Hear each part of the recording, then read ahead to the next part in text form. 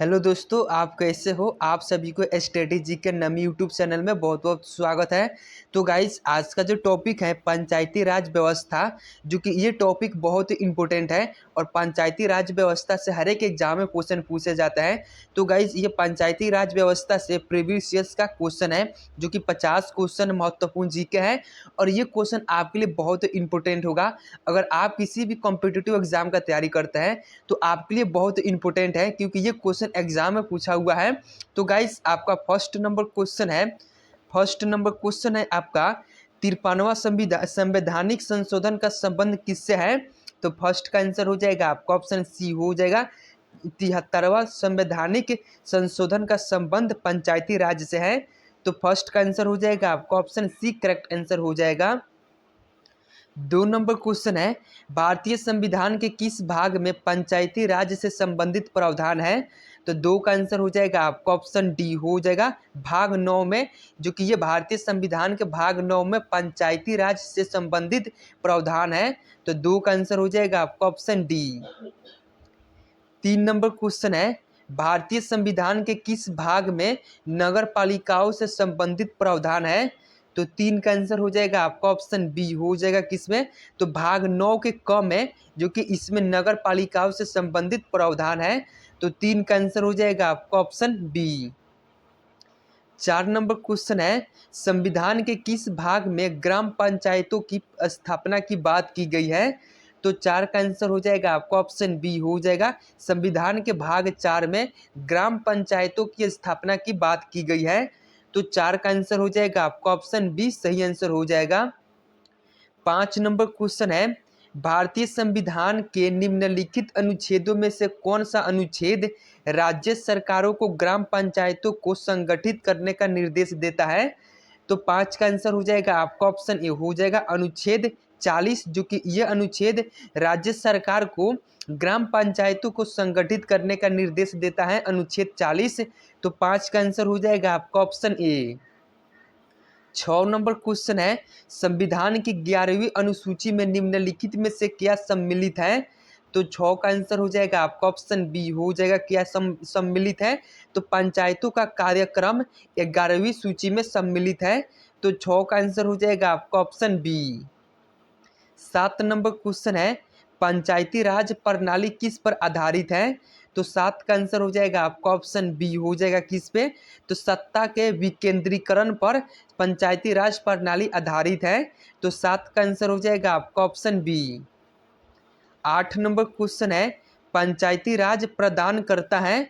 तो 8 का आंसर हो जाएगा आपका ऑप्शन बी हो जाएगा, पंचायती राज क्या प्रदान करता है। तो स्थानीय स्तर पर लोकतांत्रिक प्रशासन प्रदान करता है।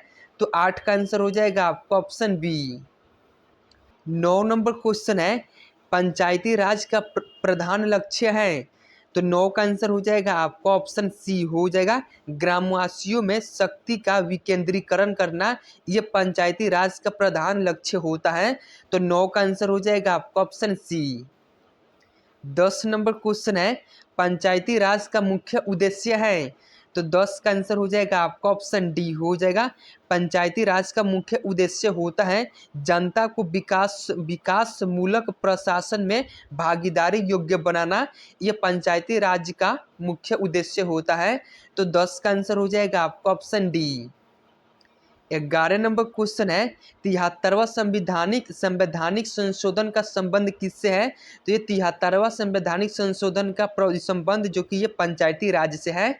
तो 11 का आंसर हो जाएगा आपका ऑप्शन सी।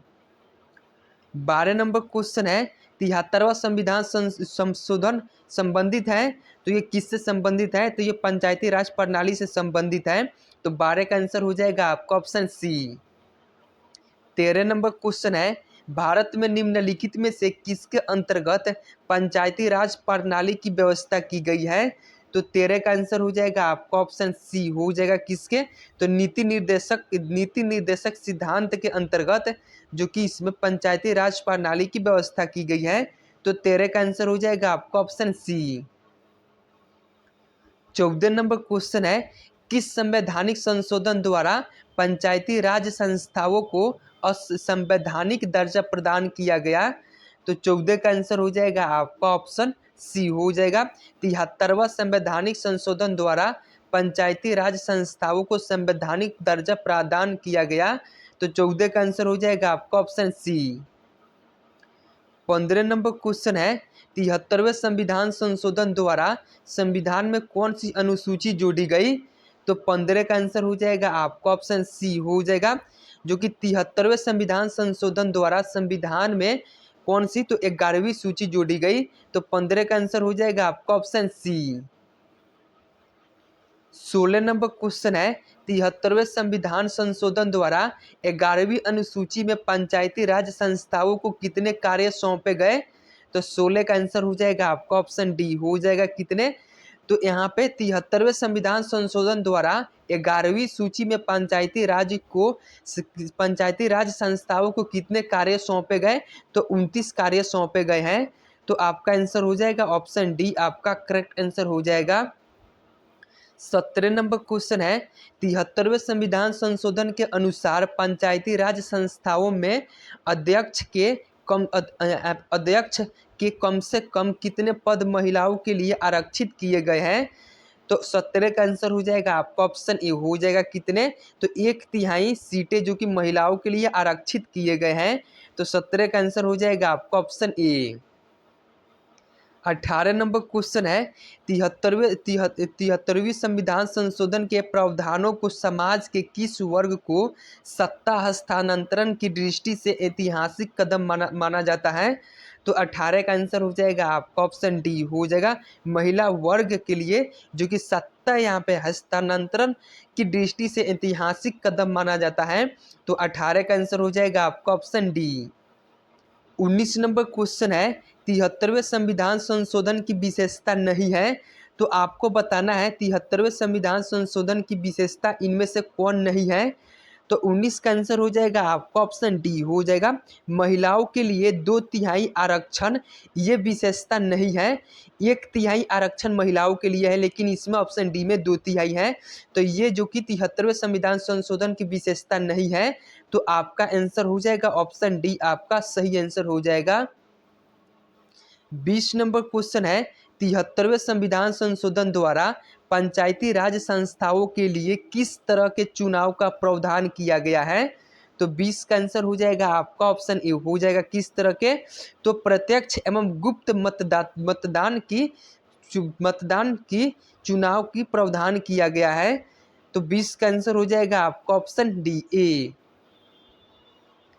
21 नंबर क्वेश्चन है, भारत में किसके चुनाव में आरक्षित स्थानों की चक्रानुक्रमण से भरे जाने का प्रावधान किया गया है, तो 21 का आंसर हो जाएगा आपका ऑप्शन डी हो जाएगा किसमें, तो पंचायती राज संस्थाओं के चुनाव में जो कि इसमें चक्रानुक्रम से भरे जाने का प्रावधान किया गया है, तो 21 का आंसर हो जाएगा आपका ऑप्शन डी।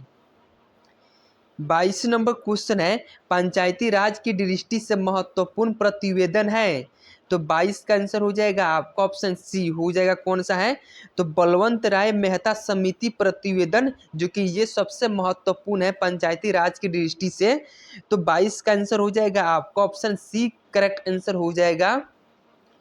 23 नंबर क्वेश्चन है, सामुदायिक विकास कार्यक्रम की असफलता का कारण है, तो 23 का आंसर हो जाएगा आपका ऑप्शन डी हो जाएगा अशिक्षा, जो कि ये सामुदायिक विकास कार्यक्रम की असफलता का कारण है, तो 23 का आंसर हो जाएगा आपका ऑप्शन डी। 24 नंबर क्वेश्चन है, भारत सरकार द्वारा सामुदायिक विकास योजना की शुरुआत की गई 2 अक्टूबर, तो 24 का आंसर हो जाएगा आपका ऑप्शन सी हो जाएगा कब, तो जो कि यहाँ पे सामुदायिक विकास योजना की शुरुआत कब की गई थी, तो 2 अक्टूबर 1952 ईस्वी में की गई, तो 24 का आंसर हो जाएगा आपका ऑप्शन सी सही आंसर हो जाएगा।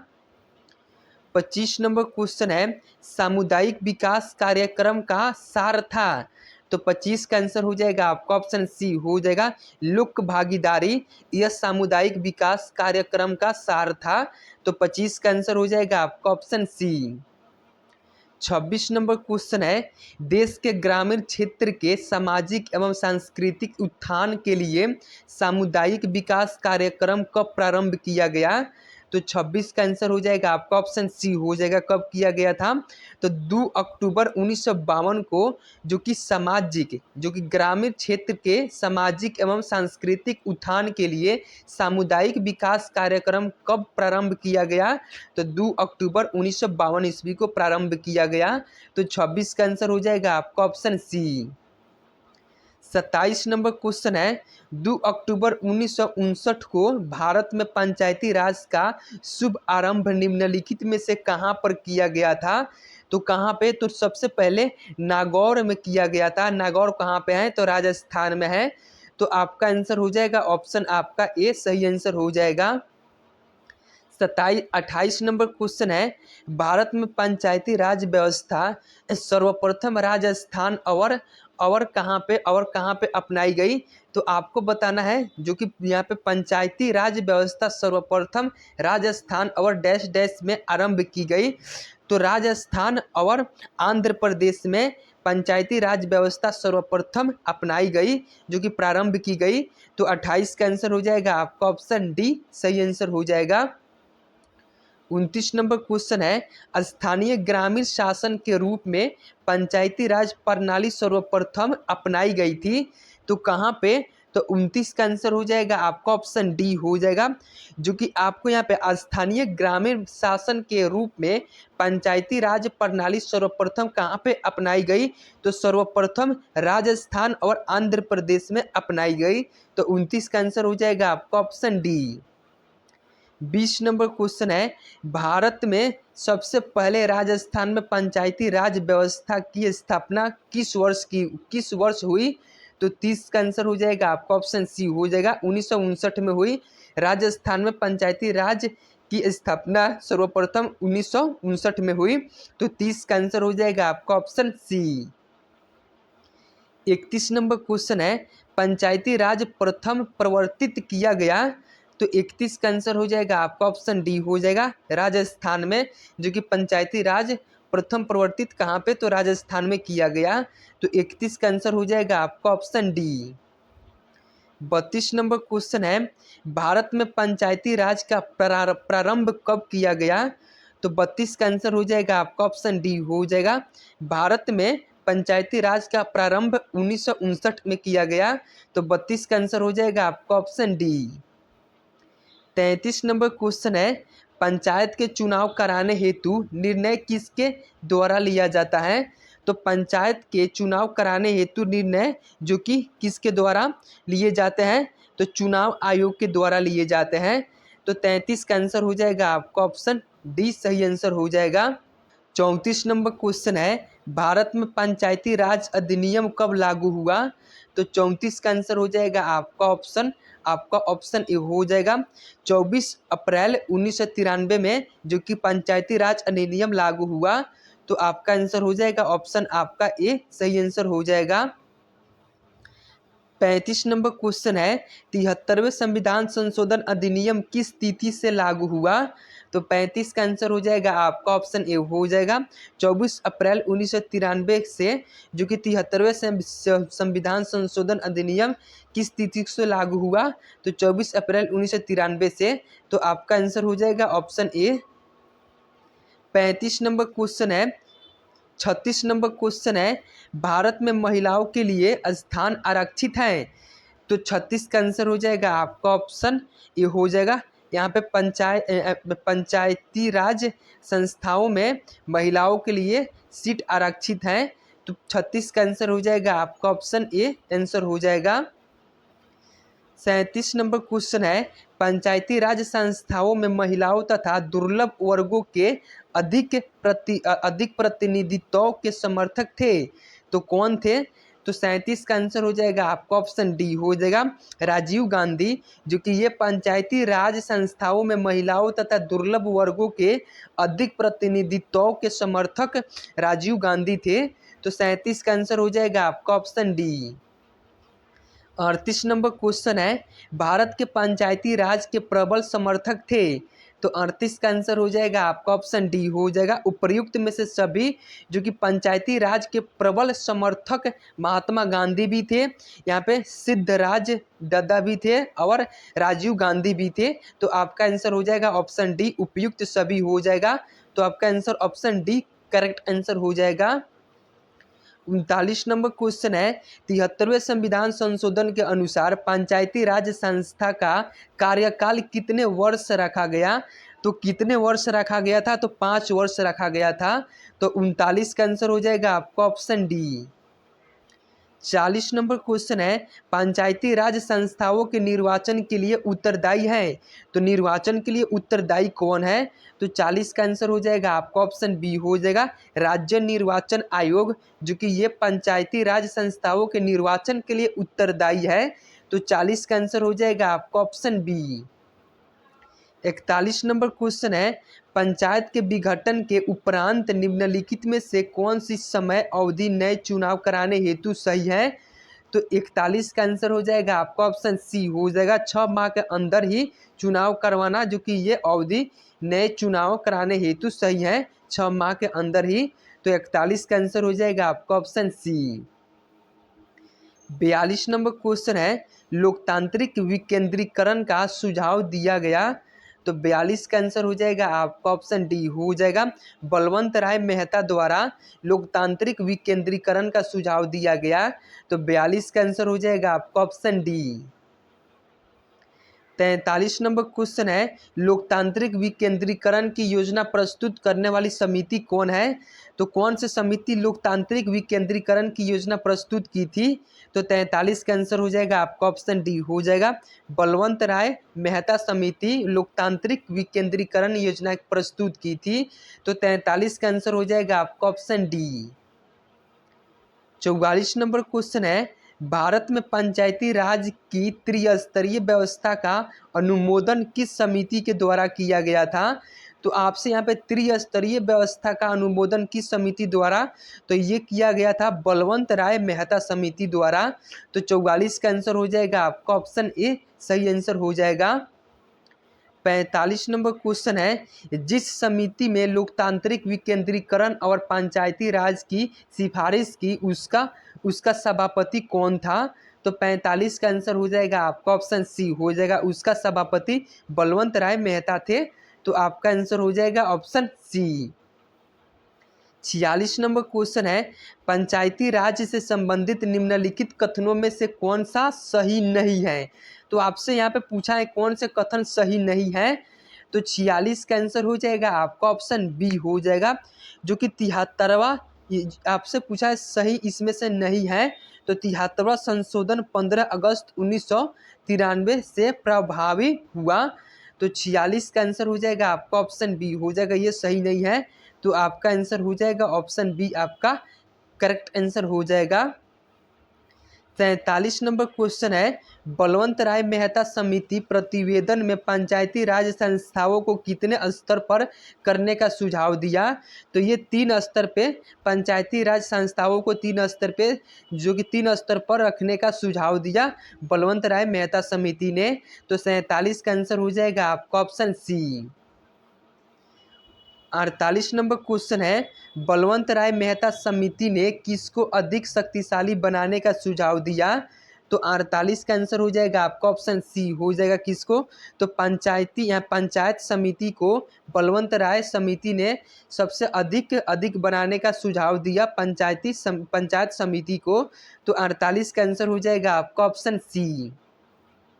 49 नंबर क्वेश्चन है, पंचायती राज व्यवस्था में स्थानीय स्वशासन की व्यवस्था कैसी होती है? तो 49 का आंसर हो जाएगा आपका ऑप्शन बी हो जाएगा कैसी?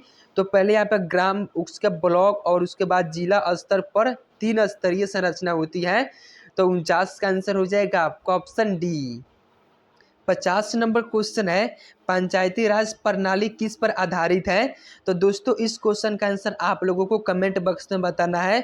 तो गाइज अगर आप सभी को वीडियो अच्छा लगा हो तो प्लीज़ लाइक एंड सब्सक्राइब कर देना। ओके गाइज, फिर मिलते हैं अपने नेक्स्ट वीडियो में पंचायती राज व्यवस्था में। तो गाइज